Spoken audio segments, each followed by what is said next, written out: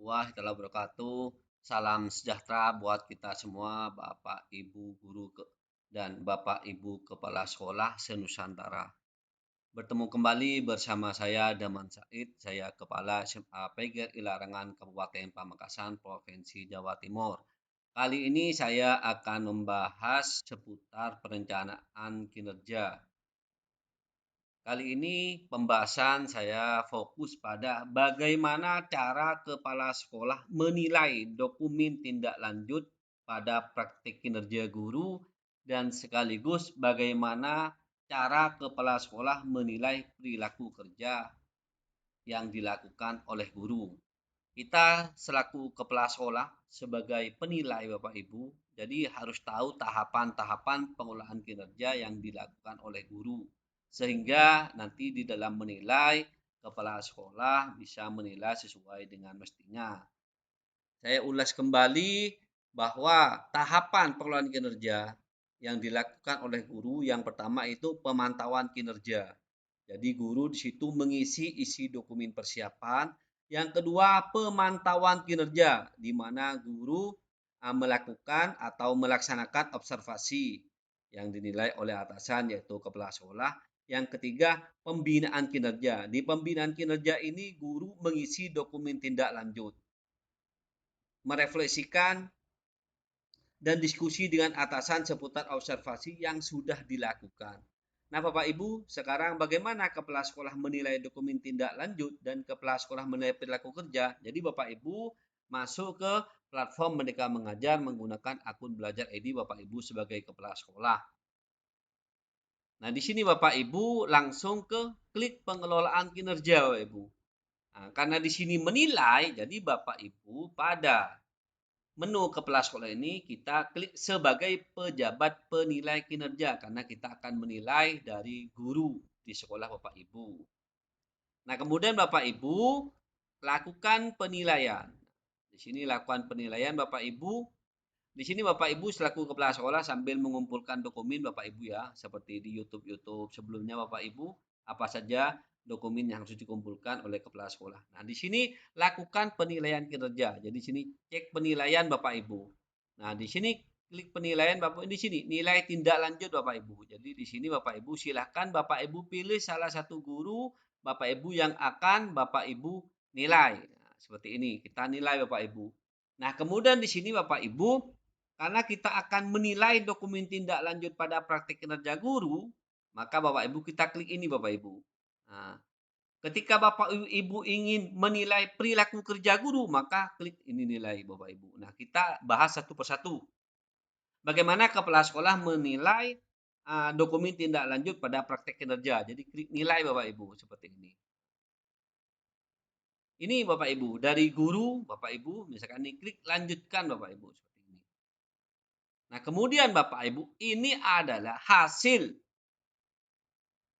dari isian guru-guru Bapak Ibu, isian dari guru yang sudah mengisi dokumen tindak lanjut. Tentu ini dihasilkan dari selama guru diobservasi oleh atasan, guru apa merasa yang kurang dan serasa yang ingin diperbaiki dan juga dari masukan-masukan serta saran oleh kepala sekolah. Nah, di sini guru sudah mengisi Bapak Ibu, misalkan di sini apa tujuan tindak lanjut. Nah, jadi tujuan di tindak lanjut yang akan saya lakukan adalah meningkatkan kualitas praktik saya, yakni dengan memberikan pemahaman dan motivasi pembelajaran ke peserta didik. Nah, ini. Nah, ini Bapak Ibu dari guru. Ini guru sudah mengisi. Jadi kita akan menilai Bapak Ibu. Nah, ini kapan akan melakukan tindak lanjut Bapak Ibu, opsinya mau belajar di PMM tentang apa saja Bapak Ibu sebenarnya. Nah, ini yang Bapak Ibu harus isi sekarang.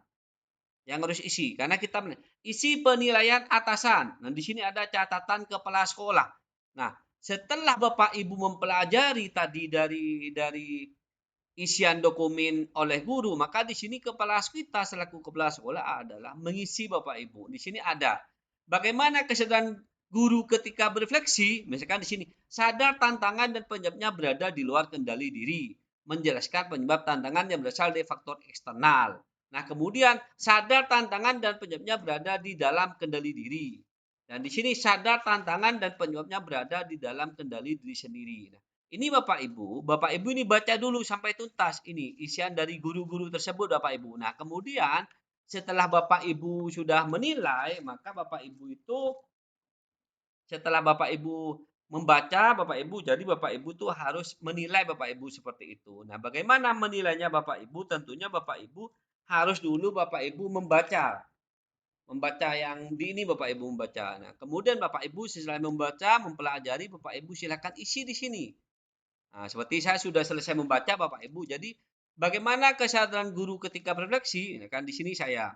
Misalkan jadi, sadar tantangan dan penyebabnya berada di dalam kendali diri serta dampaknya.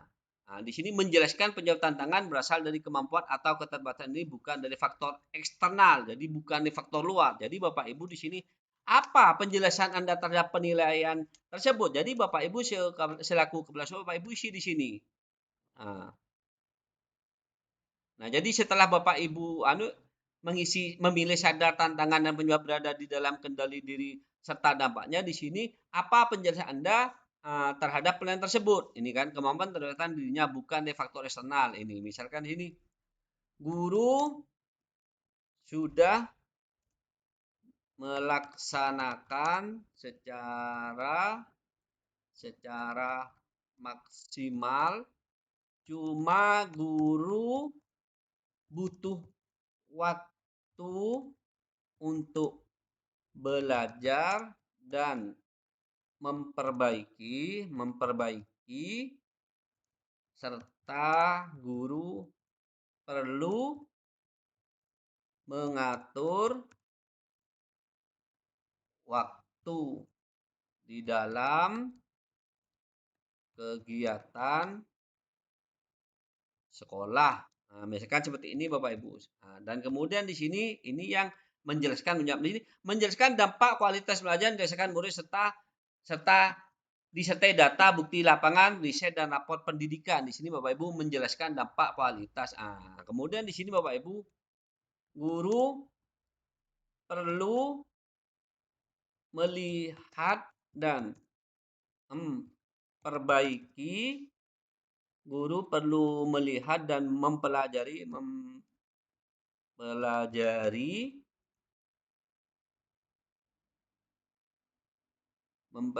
misalkan di sini rapor pendidikan sebagai referensi perbaikan atau tindak lanjut dari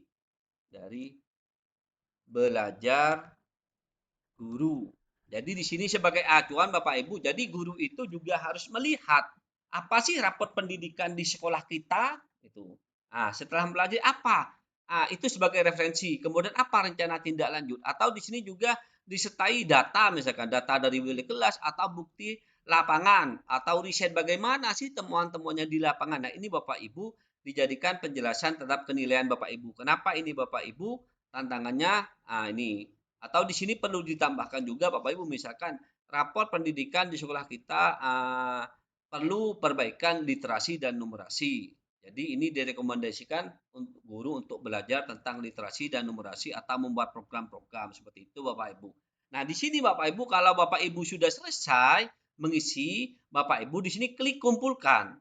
Kalau semisal dari ini Bapak Ibu sekiranya ada yang mau dirubah atau keraguan-raguan, jadi Bapak Ibu klik simpan draft. Kalau sudah yakin benar, maka klik kumpulkan Bapak Ibu. Ini sementara kita simpan draft dulu Bapak Ibu ya, punya simpan dan keluar. Itu Bapak Ibu. Nah, kemudian Bapak Ibu, selanjutnya Bapak Ibu adalah bagaimana cara kepala sekolah menilai perilaku kerja. Nah, sekarang kepala sekolah menilai perilaku kerja Bapak Ibu. Nah, ini. Jadi barusan sudah menilai praktik kinerja, sekarang Bapak Ibu bagaimana Bapak Ibu menilai perilaku kerja. Jadi di sini klik nilai Bapak Ibu. Nah, klik nilai. Nah, ini Bapak Ibu adalah perilaku kerja yang dipilih oleh guru. Di mana di sini ada 7 aspek yang biasa kita kenal dengan berakhlak Bapak Ibu. Di sini ada berorientasi pada lain ini yang dipilih oleh guru. Indikatornya bersifat ramah kepada peserta didik dan orang tua. Perwujudannya mengucapkan salam dan sapa dengan dan sikap ramah. Nah, di sini Bapak Ibu selaku kepala sekolah harus dinilai, kepala sekolah harus menilai bagaimana perwujudan dari aspek berorientasi pelayanan. Ini yang dipilih Bapak Ibu, mengucapkan salam dan sapa dengan sikap ramah. Apakah ini sudah dilakukan? Jadi kita selaku kepala sekolah kita menilai Bapak Ibu. Di sini misalkan mengucapkan salam dan sapa dengan sikap ramah. Apakah ini sudah tidak melakukan upaya mempelajari, ada upaya tapi kesulitan mempelajari, menunjukkan ada perubahan perilaku, menunjukkan perilaku nyata tapi belum konsisten, menunjukkan perilaku nyata dan konsisten. Nah, ini terserah Bapak Ibu bagaimana Bapak Ibu melihat yang sudah dilakukan guru. Misalkan di sini klik menunjukkan perilaku nyata dan konsisten. Jadi kalau misalkan saya memilih ini berarti guru yang bersangkutan memang sudah menunjukkan, memang mengucapkan salam dan sapa dengan sikap ramah. Dan itu konsisten dilakukan bukan hanya di saat masa-masa observasi, tidak Bapak Ibu. Ini konsisten. Jadi Bapak Ibu jangan sampai salah menilai. Nah, kemudian bagaimana dampaknya Bapak Ibu? Jadi dampaknya di sini Bapak Ibu, di sini dampaknya terlihat upaya tapi tidak terdampak. Terlihat upayanya yang berpotensi berdampak. Berdampak kecil pada kinerja atau timnya. Berdampak besar pada kinerja atau timnya, berdampak pada kinerja satuan pendidikan. Nah, sesudah misalkan ini sudah dilakukan oleh guru dan konsisten, apa dampaknya? Misalkan di sini berdampak pada kinerja satuan pendidikan. Nah, ini berdampak Bapak Ibu lihat, oh ternyata guru sesudah konsisten menunjukkan perilaku nyata seperti mengucapkan salam, ternyata karakter dari murid itu berubah seperti itu. Ada perubahan seperti itu. Di sini berdampak pada kinerja satuan pendidikan. Nah, di sini Bapak Ibu nilai satu persatu Bapak Ibu sampai dari akuntabel, terus kompeten, harmonis, loyal, adaptif, dan kolaboratif. Nah, nanti Bapak Ibu kalau misalkan sudah selesai, klik kumpulkan. Kalau misalkan belum selesai, maka di sini simpan draft dulu. Karena saya ini belum selesai Bapak Ibu, saya simpan draft Bapak Ibu. Nah, itu Bapak Ibu. Nah, ini Bapak Ibu pembahasan kali ini tentang bagaimana cara kepala sekolah menilai dokumen praktik kinerja dan bagaimana cara kepala sekolah menilai perilaku kerja. Mudah-mudahan sedikit bermanfaat bagi Bapak Ibu kepala sekolah agar selalu mengikuti channel kami. Bapak Ibu silakan share, like, komen, dan subscribe. Sekian, saya akhiri. Assalamualaikum warahmatullahi wabarakatuh.